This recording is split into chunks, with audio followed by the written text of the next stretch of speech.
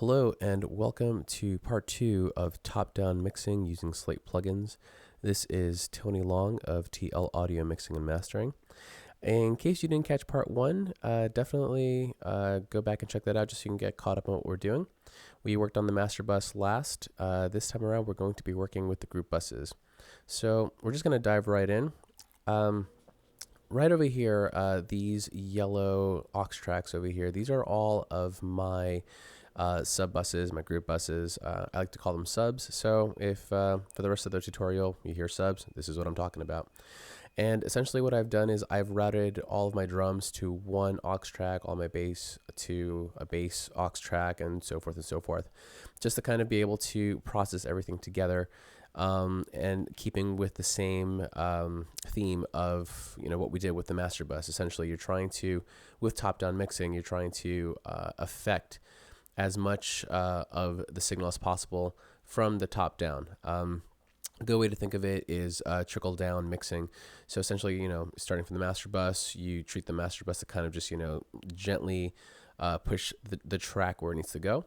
And then you kind of do a little bit more when you go into the subs, and then eventually you go into even more when you go into the individual tracks here. So we're going to start out with the drums just to see what I did there. I'm going to play you a little bit of the track. Let's check this out. Here we go.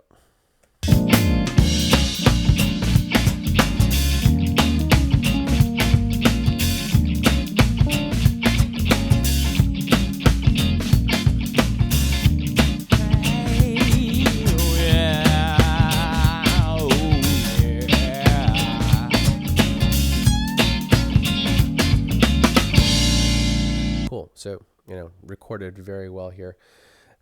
Let's just solo the drums just so that we can hear what the drums are doing. Here we go. You know what? Let's engage this group bus, this group here. Here we go.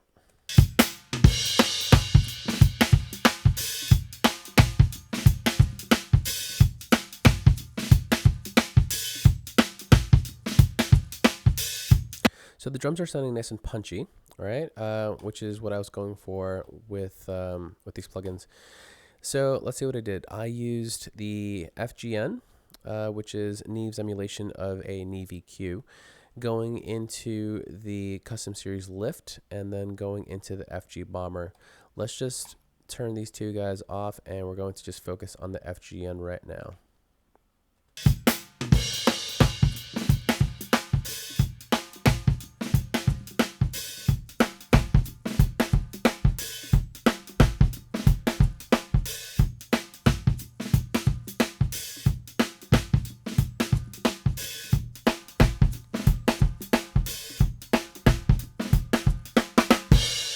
Now, if you listen really closely, the drums just sound a little bit cleaner with the FGN on.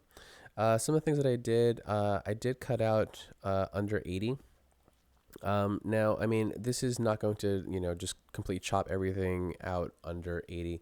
I forget what the slope is for this particular high pass, but I'm setting it at 80, but it's just rolling everything else, off under 80. So it is going to kind of bring down a little bit of that kick around 60 hertz, but I'm okay with that, because it just kind of makes the drum kit sound a little bit snappier.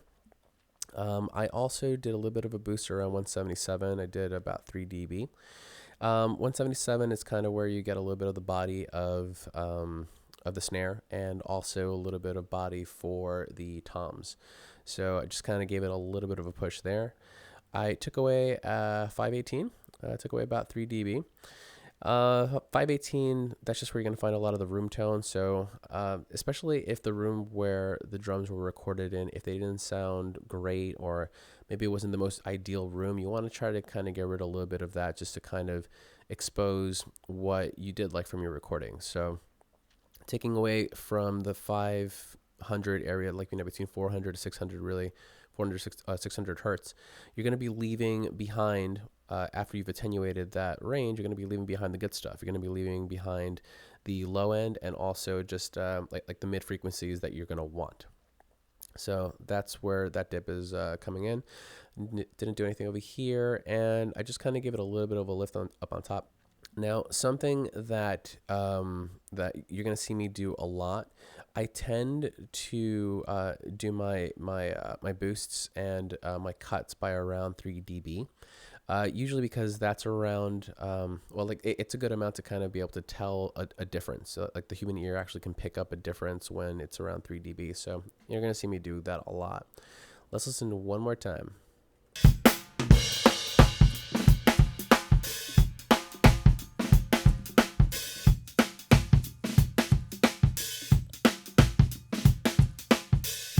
Cool. Another thing, also just like cleaning up that bottom end on the kick. If you've ever heard kind of like a small kind of like jazz kick, something that's a little punchier than like a big kick. That's kind of what I was going for there. All right, moving on. We're going to go to the custom series lift. I added the silky and I added the punchy because I wanted punchy and I wanted silky. Let's check that out.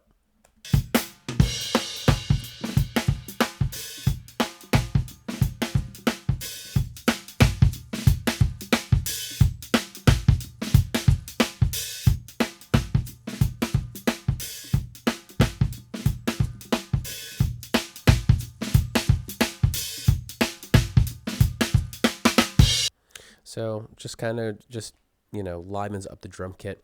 There's also like this tiny little bit of a ring that the snare has, but I'm not mad at that because when I first started mixing this track, I kind of wanted to keep that live vibe to the track. I didn't want to, just kind of suck the life out of it. I wanted it to sound like a snare, like a snappy snare. So the silky just kind of brings that out a little bit. And the punchy is just kind of making the kick just, kind of hit you a little bit harder. Then the FG Bomber, this is a cool plugin. This is just to kind of tighten it up. As you can see, I use the tight right over here.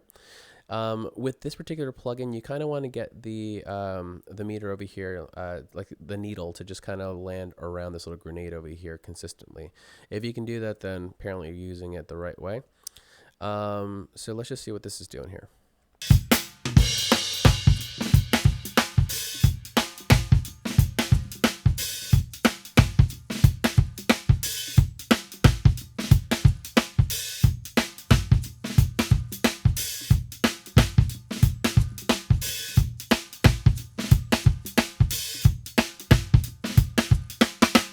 Cool.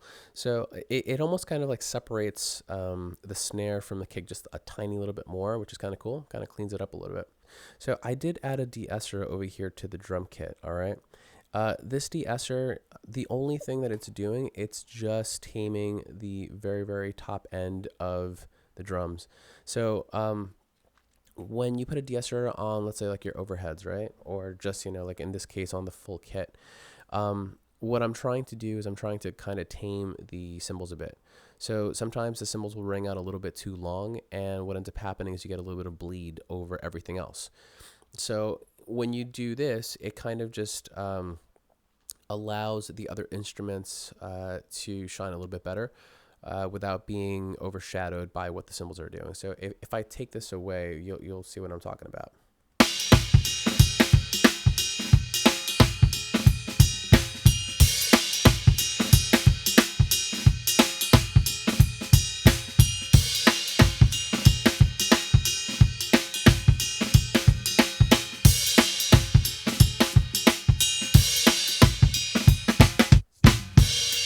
It just kind of cleans it up just like a tiny little bit. So that's what that's doing there.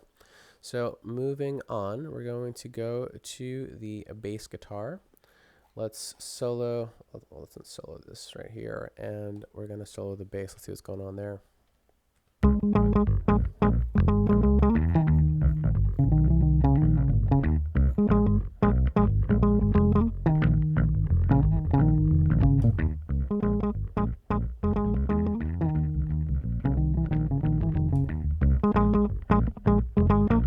Let's pull up this VMR.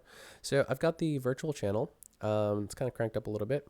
Virtual channel, I tend to use it. I mean, obviously, I'm trying to kind of get that bit of like analog vibe into the instrument, but I'm basically just looking for dirt, you know? I'm looking for some of that dirt that you get from circuitry when your signal's traveling through the channel on a console. That's what I'm looking for with this. I've got it set to the USA, to the API. Drive is up at 6, which is, I think, what it usually defaults to. Didn't choose any group or anything like that. It's going into the FG401 compressor, followed by the FGN for a little bit more character. So let's turn these two off and see what the VCC is doing.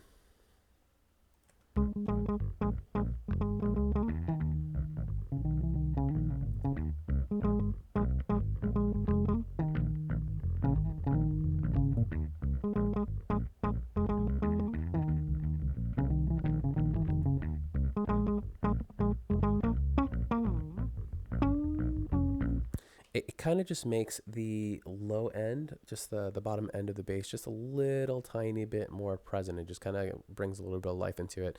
To me, I mean, I've tracked bass before, like myself, and I've also obviously tracked other people playing bass, and it sounds to me more like a DI bass going, you know, just going directly in DI. But it just sounds a little bit more alive. You know, it sounds like something that like someone's actually playing as opposed to something that a computer is trying to replicate. That is then going into the FG401 because I wanted to even out those notes a bit. So let's check that out.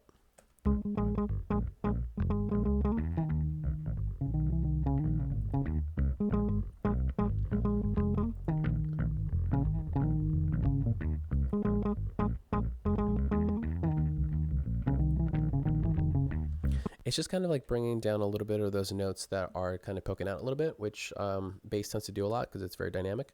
So it's just kind of bringing those down a little bit. And with the makeup gain, I'm bringing it back up. So I'm just kind of evening out the quieter notes with the louder notes. And then the FGN, let's see what I did. I took it below 40, just kind of clean it up a little bit. I left the, let's see, low ends, all right.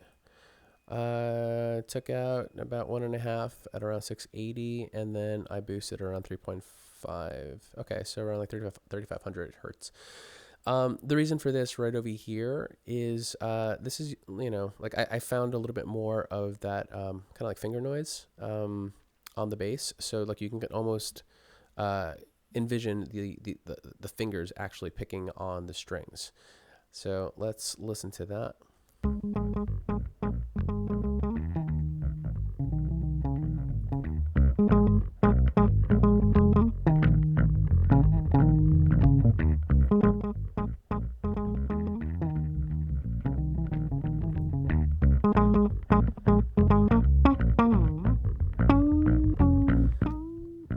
Cool. And then I also added some of this drive over here, just to kind of, just to kind of distort it a little bit, and then brought it down with the trimmer.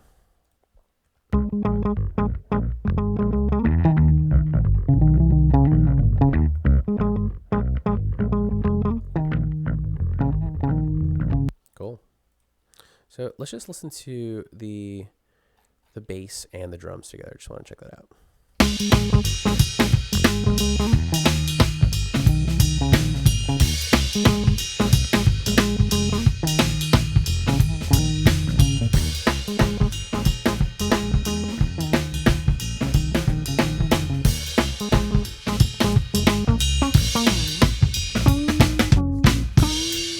All right, moving on. Let's go to the electric guitars and see what's going on there. Let's turn these guys off. All right, so electric guitar, here we go.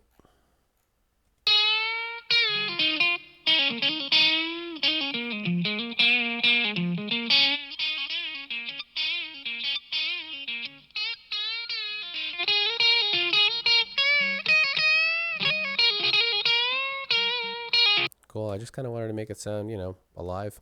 It was sounding a little bit anemic before, so I kind of wanted to just kind of give it a little bit more body and whatnot. So I used the FGN going into the 4G401 and followed by another FGN. Let's see what the first one is doing here.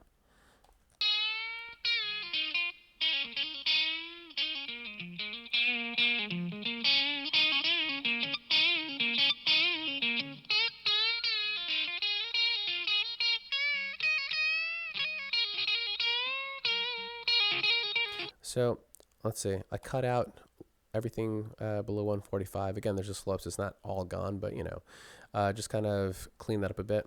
A nice healthy boost at 220, just so that I can get a little bit more beef into the guitar. I added a little bit of 1.10 for presence, and I took away about 2 from 2400 hertz. This is just to kind of get rid of a little bit of harshness that I was hearing on the guitar.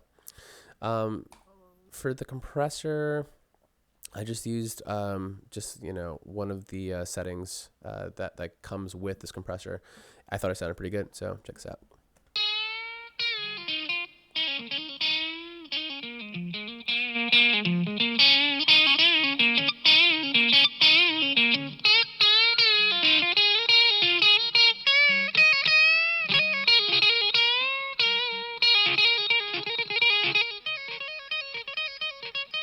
Cool. And then I went into another FGN. What am I doing here? I am taking away a little at about 3000 hertz. This is at 145. This is like, I'll do this sometimes just to be absolutely sure. I really don't need to do this because I did it over here too. So it is what it is. But this is just to kind of clean it up just a little bit. Just, again, get rid of a little bit of harshness.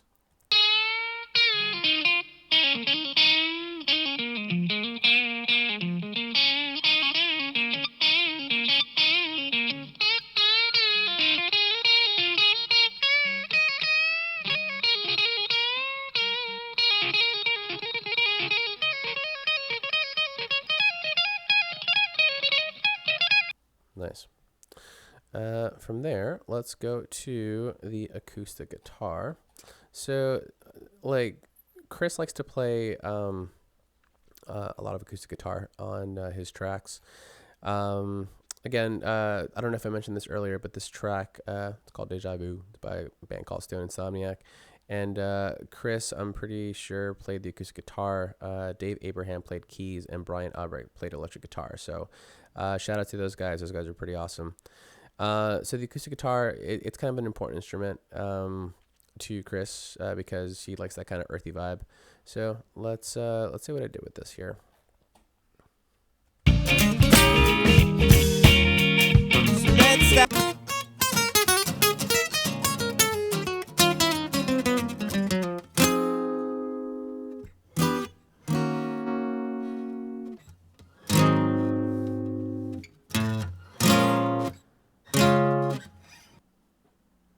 Super simple. All right, so all I did was use the FG116 vintage compressor. Now this, I believe I had set it just to kind of catch any little peaks, just any notes that kind of stuck out too much. So you're not going to see it move that much on the track. And then I use the custom series equalizer. Let's turn this one off and let's just see what this compressor is doing.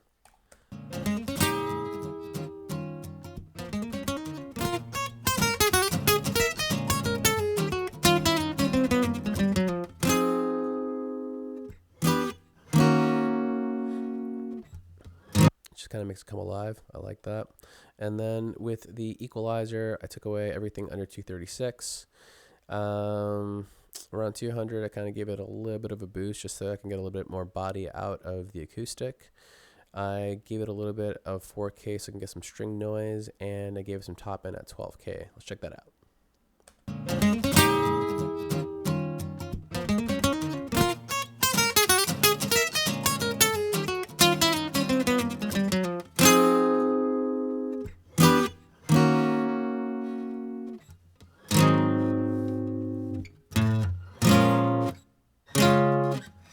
Cool. And all right, let's move on to the keys. And let's get rid of these guys here. And we're going to the keys now. Here we go.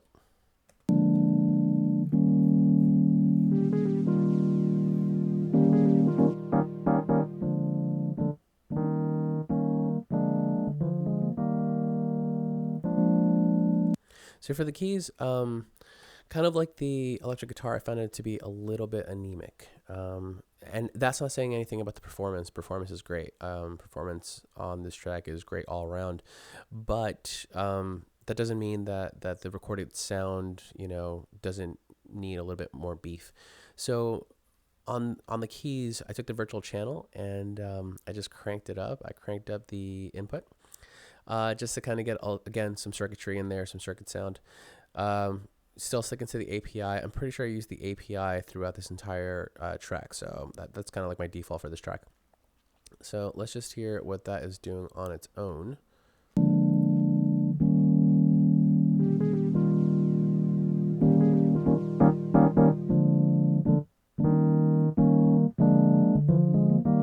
Super, super subtle, but it does add a little bit of noise. And then let's see, I went with the Silky. I cranked it to, well, I didn't crank it, but it's like a 3.93. And I used Punchy. So let's check that out.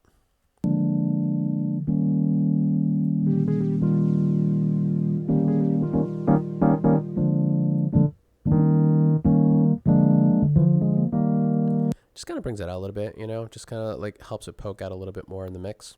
Okay, and then from there, I went into the FGS. Let's see, I cut out everything below 181 hertz. Looks like I left all this on all right. I took away 2 dB at 140. So I'm really just kind of like taking away that low end right there. That's kind of it. So this is going to be kind of subtle.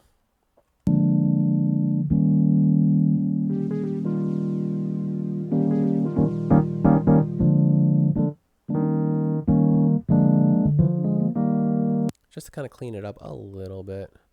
I used Revival for some thickness. Do you see a theme here? I'm just kind of trying to really thicken up these keys. Here we go.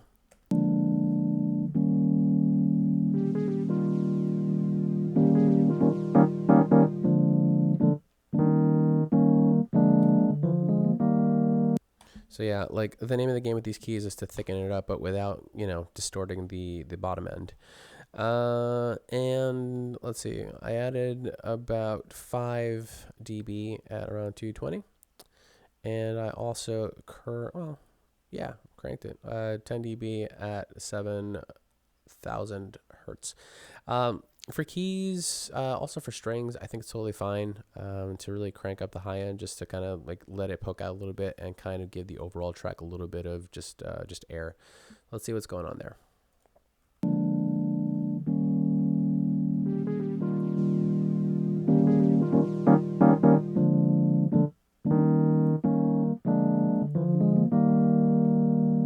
It just kind of makes it come to life.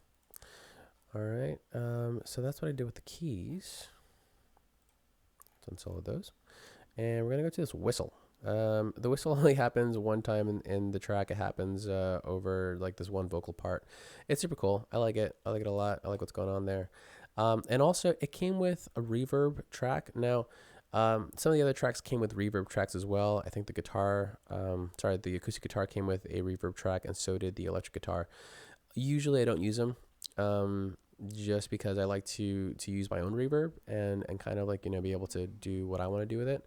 But with this whistle verb, it just sounded really cool. I liked what the guys did with this. So let's check this out.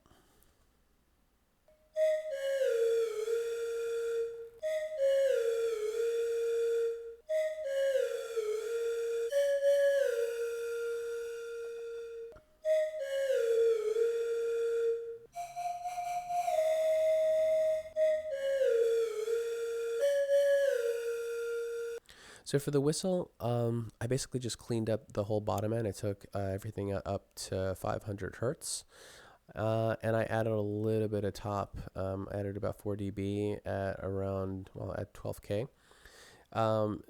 So something like this, because it only happens, once during the song, and I don't want anything, just taking up the low end, just to take up the low end. If it's not giving anything to the low end that's going to be beneficial, I just take it out.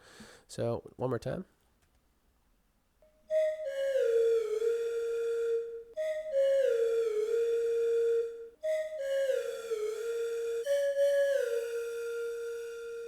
Just adding air to it. All right, so let me see something. Let me just bypass these guys because we're not using the verb for anything right now. The verb is, it's been inactive. I just realized that I completely forgot about the Glock and also the vocals, but the vocals, as you can see, I didn't do anything on the sub, so we're going to save that for the next video. And for the Glock, all I did was I added the VMR, and I just cranked the input. That's it. And I also cranked the drive, just to kind of like give it its own character, just kind of let it poke out a little bit.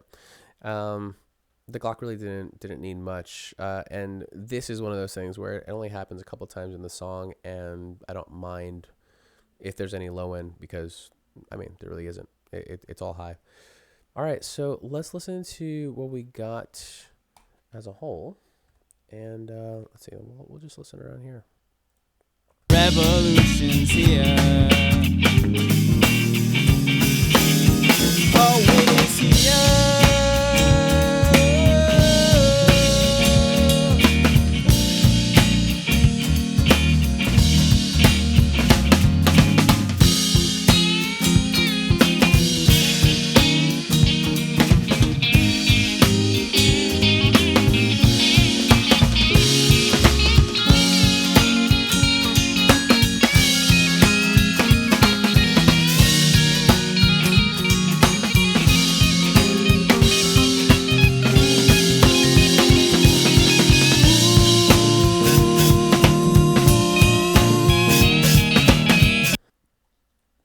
That's it. That's all I've got for you guys right now.